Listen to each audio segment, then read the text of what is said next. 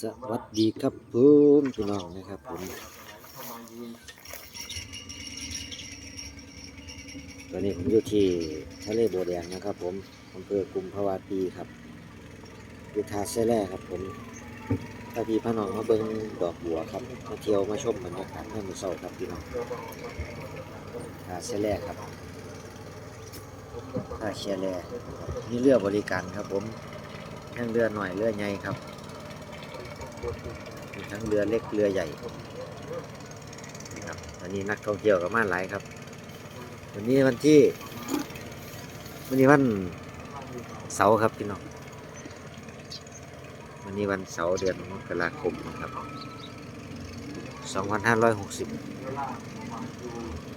2568นะครับน่าจะเป็นเสาร์แรกผมคือจังได๋ของเดือนบ่มั่นใจครับผมนี่ครับนักท่องเที่ยวกำลังขี่เรือออกไปนะครับผมไปเบิ่งบัวนะครับบางคนก็จะมีเกาะนะครับบ่มั่นใจว่าเพิ่นสิพาไปเกาะบ่นะครับก็คือ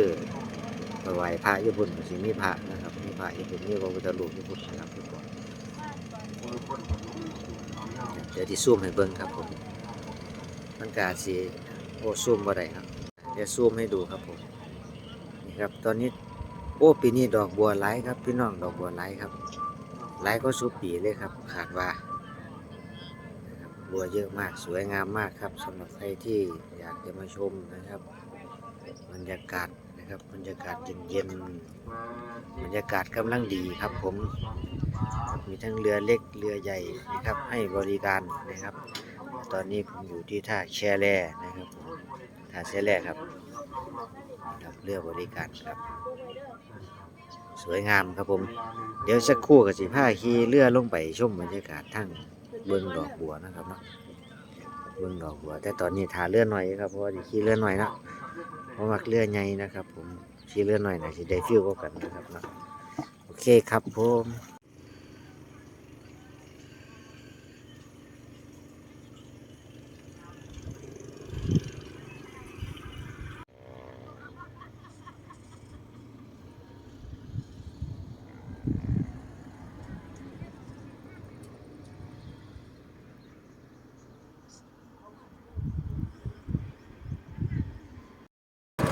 สวัสดีครับผมสวัสดีพี่น้องทุกที่ครับผมคนนะครับตอนนี้ก็ได้ขึ้นเรือแล้วครับผมเรือเล็กนะครับเรือเล็กราคา300 บาทครับ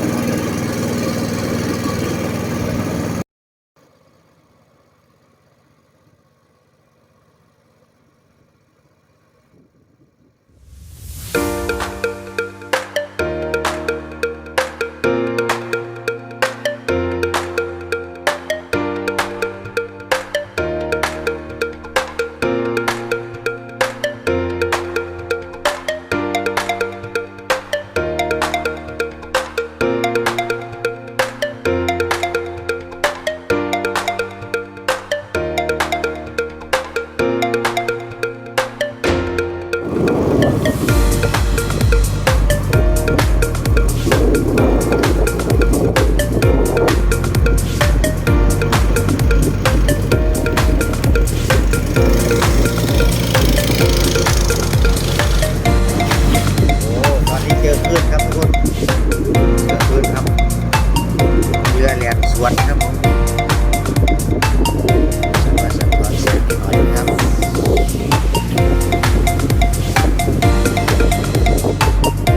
เรือเล็กจะได้ฟิวกว่าครับแต่บางคนก็ชอบเรือใหญ่ครับเรือใหญ่ก็ได้ฟิวเหมือนกันครับแล้วแต่คนชอบครับแต่คนชอบ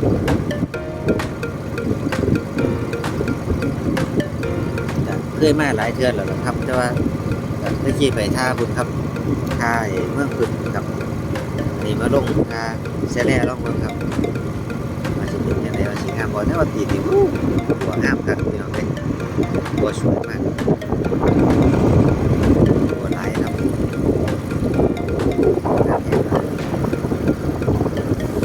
บรรยากาศสดๆให้ดู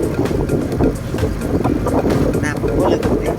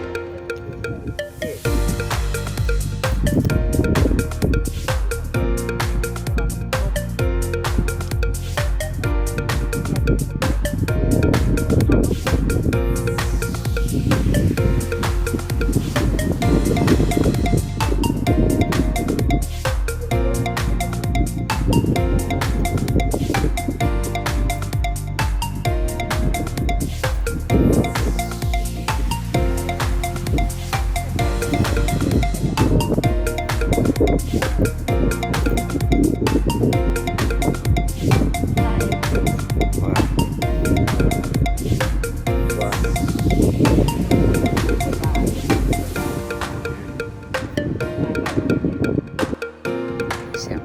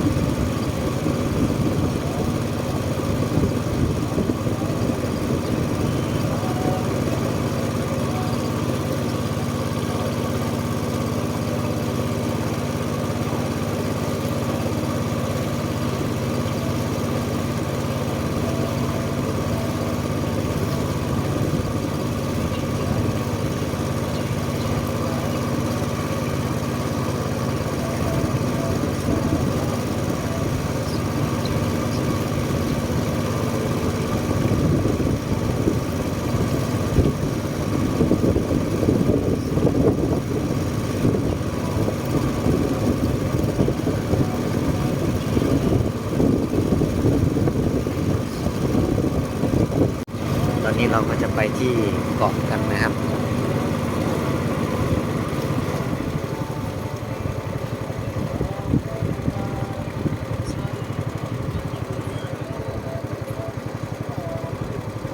เราจะไปไหว้พระที่เกาะนะครับผม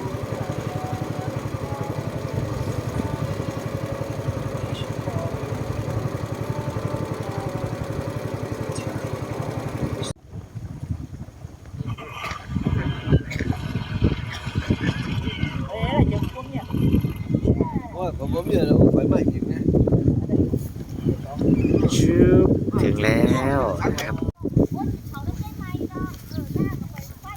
ตอนนี้เราก็จะไหว้พระนะครับที่เกาะนะครับจะมีพระพุทธรูปอยู่ตรงนี้นะครับ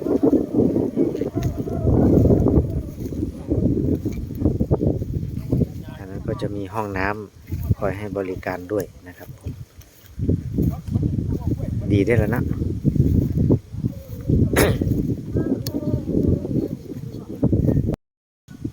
ถ่ายรูปนะครับ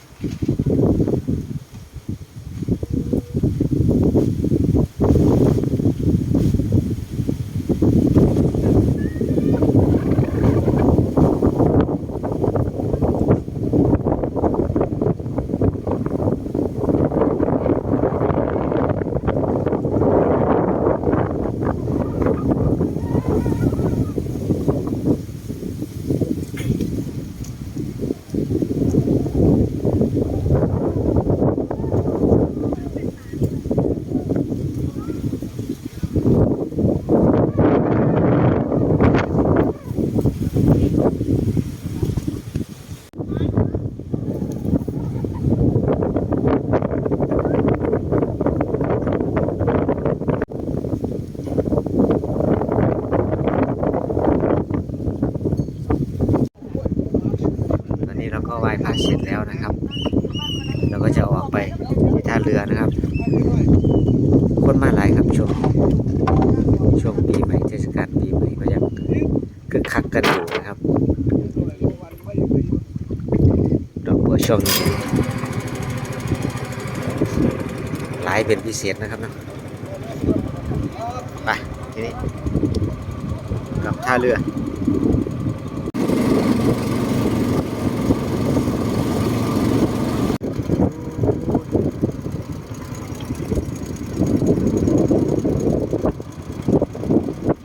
ตอนเข้ามาน่ะเข้ามาเสร็จนั่นบอก เข้าไปบนนี้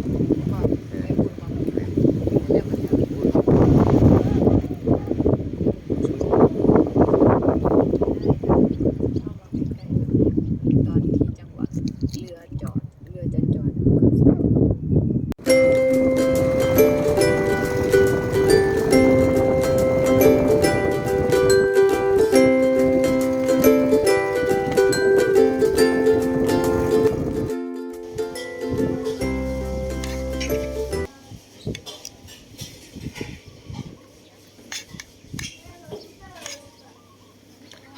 ผมหลังจากที่เราไปเที่ยวเสร็จเรียบร้อยนะครับผม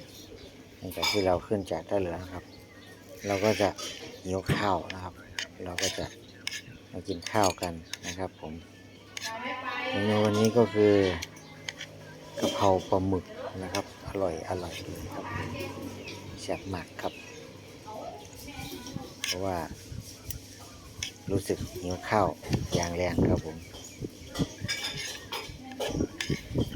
ครับมากินข้าวกันครับทุกคน ต